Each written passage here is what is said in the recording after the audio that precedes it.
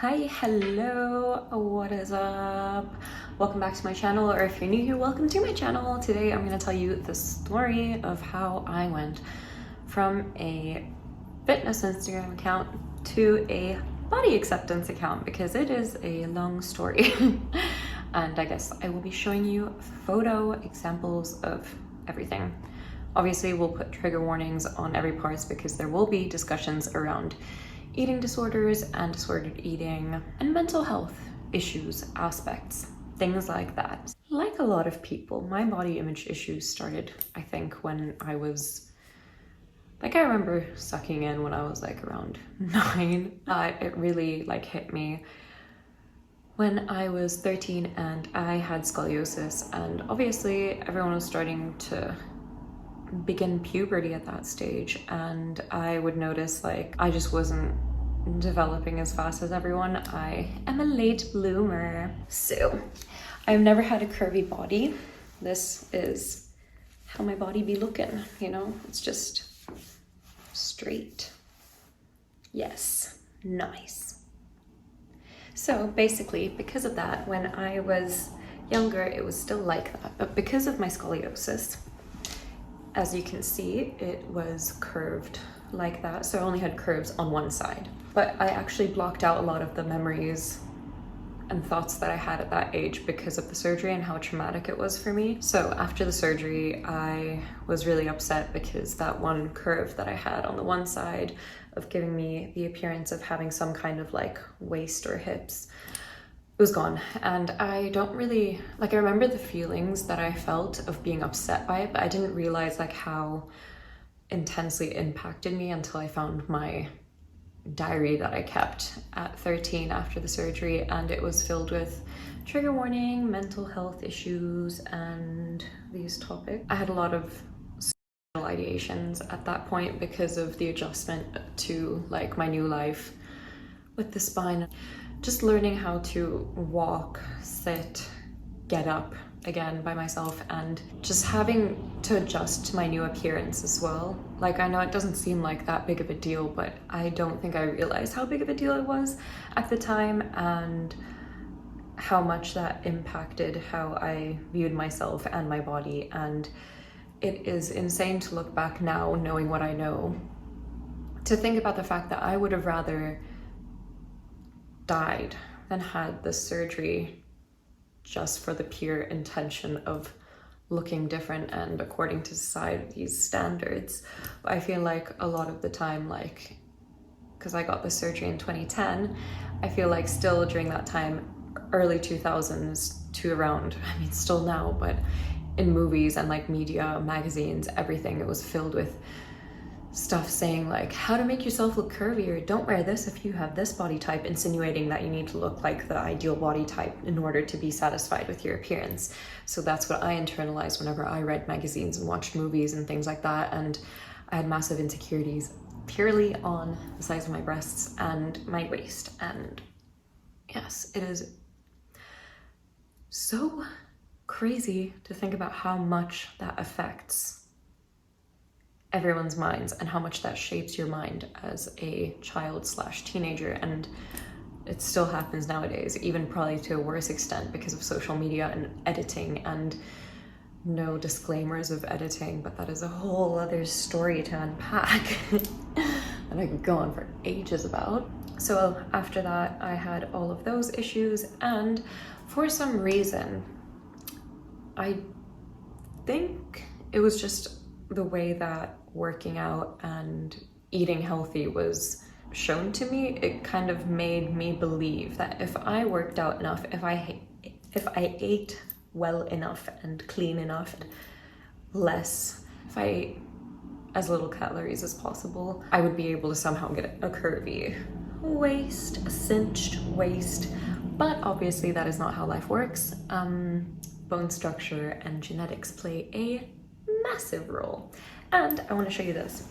Because of the way that my body is structured, here we go again. My hip bones start here, and my ribs end here. It doesn't leave space for any form of hourglass figure, even if I did lose weight. And worked out insane amounts, as you can see, when I did do that. But for some reason, because that thought was in my mind, I just thought I could change my whole bone structure by working out and eating less and eating healthy and eating clean. That is not how it works. So I've always also had a very lean, petite stature, I guess. I don't know. And after the surgery, because of all the complications and not being able to eat properly after the surgery, I lost even more weight. And because of having delayed puberty, I never really gained that much weight. So once I actually hit puberty and went through it at the age of like 16, 17, I started gaining weight, and that made me freak out because I used to be able to eat whatever I wanted and then just exist and I wouldn't gain weight. But then when that started happening, I started freaking out, and the internalized fat phobia in me was like, oh no, this is not what I want. And yeah, that's when like most of my body insecurities really hit, at the age of 17, 18. And yeah, I always compared myself to like other people. It wouldn't even be like people online, it would just be like in school, and yeah, just high school, always feeling very insecure about my body and my appearance. And I always thought I looked manly and boyish and like a 12-year-old boy. So that's when I took these before pictures where I'm completely relaxed. I felt super awkward in them, felt really like insecure in them. I think you can see that from my face. But yeah, from then, my obsessive working out phase began, and that lasted from like 2015 until probably like 2017, 2018. So I started doing this workout program that so many people were doing on Instagram, and that's when I actually started posting on Instagram in 2014. And nothing like, hey guys, this is my life. It was more like for me and my friends. And once I had started getting into a workout routine and started getting heavily into it and had been doing it for quite a few months, I started posting my progress pictures online. And yeah, slowly just started like posting more and more about my fitness journey and the food I was eating and all of that, just showing the highlight reels, complete highlight reels. I would even lie and say like, oh, I worked out this much. And like I bought a fitness watch, I had my Fitness Pal, all of the toxic things that I thought were healthy and were marketed as taking care of your health, but were quite bullshit. So basically, I became heavily obsessed to the point that it was so unhealthy. I was messing up my body so badly. I lost my period for months at a time. It would come and go, and then I think the worst was where I lost it for about a year and just thought, oh well, it'll come back. Like I didn't think much of it, but I didn't realize like how detrimental and unhealthy I was. Like I was way more healthy before doing all of this stuff that I thought was healthy and was promoted in society by being healthy and not being lazy and all of these things that are labeled as that. I would constantly push myself to work out. I'd do a 10-kilometer run and then work out later in the day and work out twice a day sometimes and eat way less than I should. Like, just so many messed up things that I won't actually get into, considering like I know it can be triggering to hear, or like some people may use that as like tips of what to do on their journey. Please do not do that with this video. This is a warning of don't do that. I kind of kept battling with like finding the balance of like what's an okay level to work out for me, where I'm not like breaking my body down to the point that I have lost my period and all of that. And I really struggled with that, but I think the main thing that I always found myself doing was comparing my progress to other people's progress online, which you should never do, because everybody's body is different. Even if you ate the same, worked out the same, drank the same amount of water, had the same routine,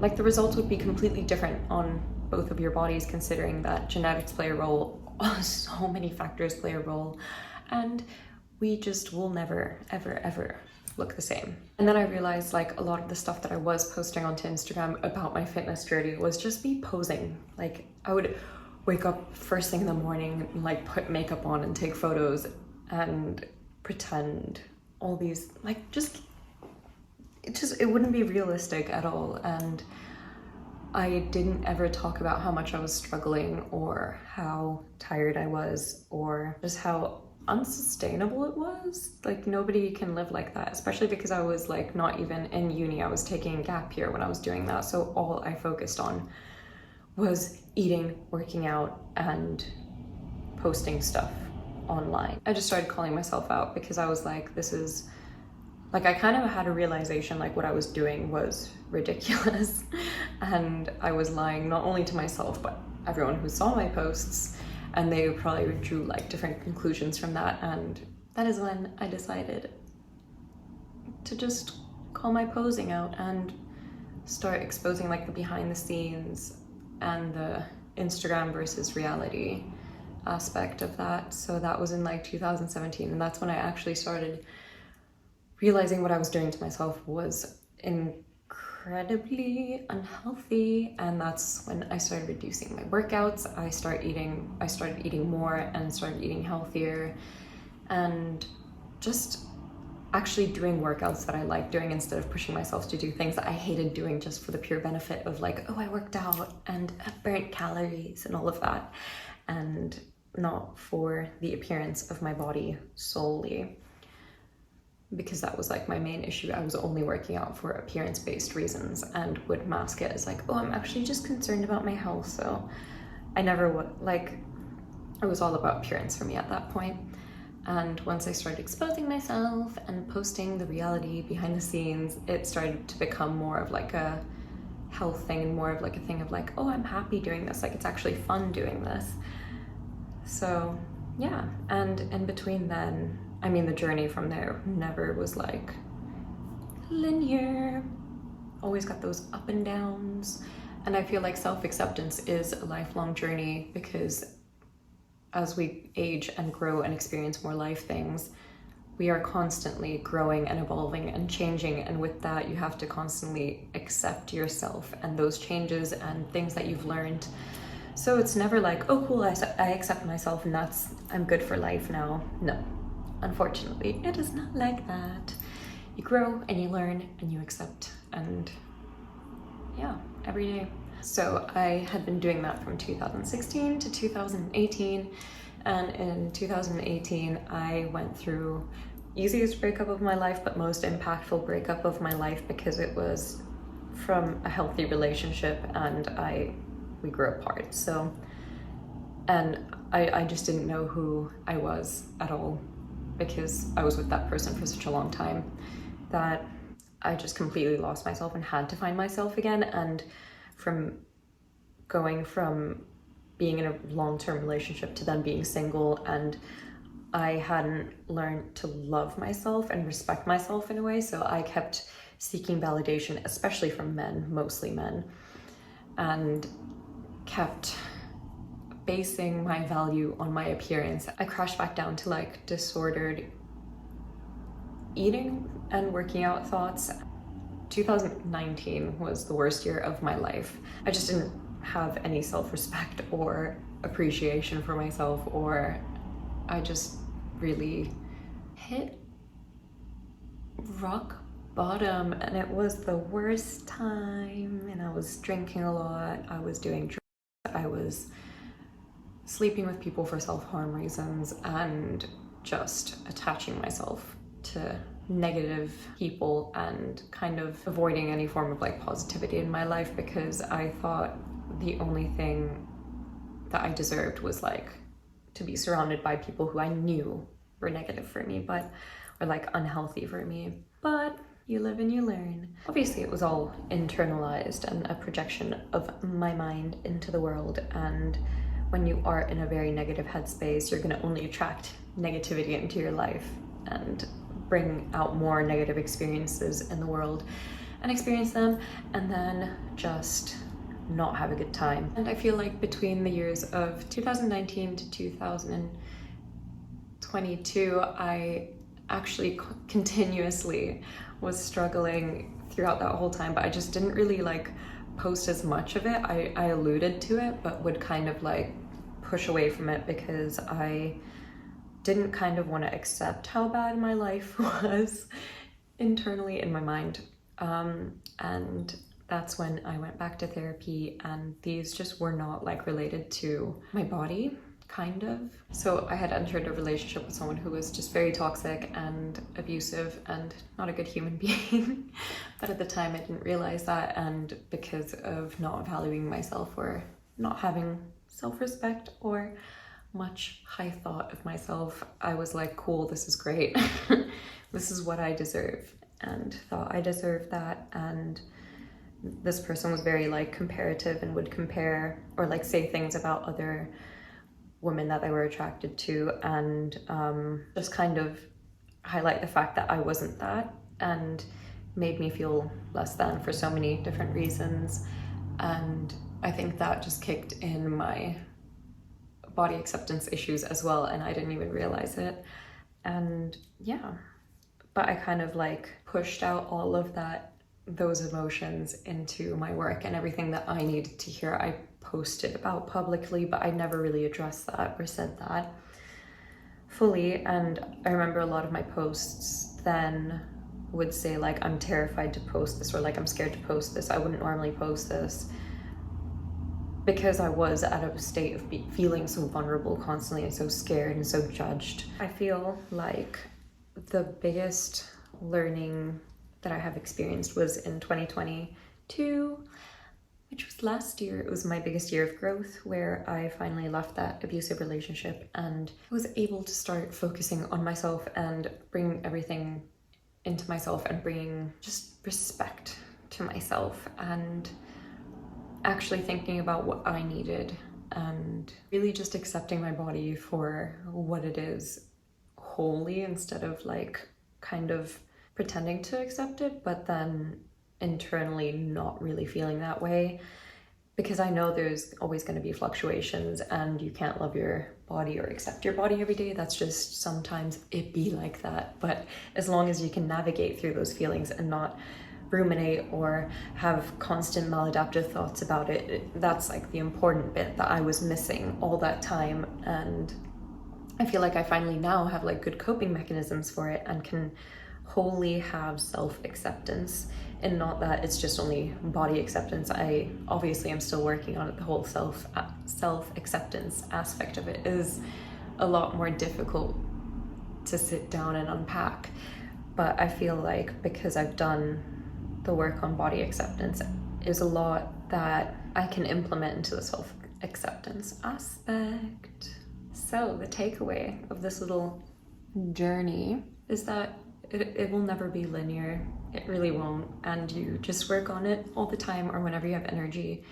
Obviously, don't do like a million things per day, because you are going to be so burnt out and want to give up and just resort back to your old habits, because they are a lot easier to fall back on because it's familiar. We all start somewhere. It is never a linear journey. You have to be patient with yourself, because as seen through my personal experience of all those years, it didn't happen overnight. It was a build-up journey. Bad life events happen, bad life experiences happen, and learning to adjust and adapt to those is the main takeaway that I could like give to anyone. Like this, regardless of how long I've been on my body acceptance journey, it has been a constant up and down. I know I'm gonna have down days. I might have down years like I did before, and that's okay, because we always bounce back. And that's why you should be a lot more forgiving and kind to yourself, and patient with yourself, because you deserve patience, love, and compassion with yourself. I feel like we should all just learn to find value and acceptance in things that make us unique. Like for me, it's my back and how it has formed my body to look a certain way, and that's just how it is. And yes, some days I feel not so great about it, especially when I wear certain things, well, if that means to just not then wear those certain things, then that's what I kind of do. And just remind myself at the end of the day, at least I'm still alive after that surgery, and that surgery saved my life, and at least I'm still here to experience things. I think sometimes it's important to take a step back and evaluate how much of our thoughts are focused around appearance, and remind ourselves that appearance isn't everything. There is so much more to the world. Our appearance is the least interesting thing about us. We have so much more to give internally to the world and to ourselves. That is a summary of my story, and I have so many tips and things that I can provide if you want that. Hope you enjoyed it and took something away from it. If you're interested, all of my old posts are still up, so just scroll to the bottom if you want to see them. They're still there. I just thought never to delete them because it's a part of my journey, even though I don't agree with anything that I've posted in the past before. Thank you so much for watching. If you haven't subscribed, subscribe below. Give this video a thumbs up if you enjoyed it, and share it with a friend who it might help. Thank you for watching. Bye.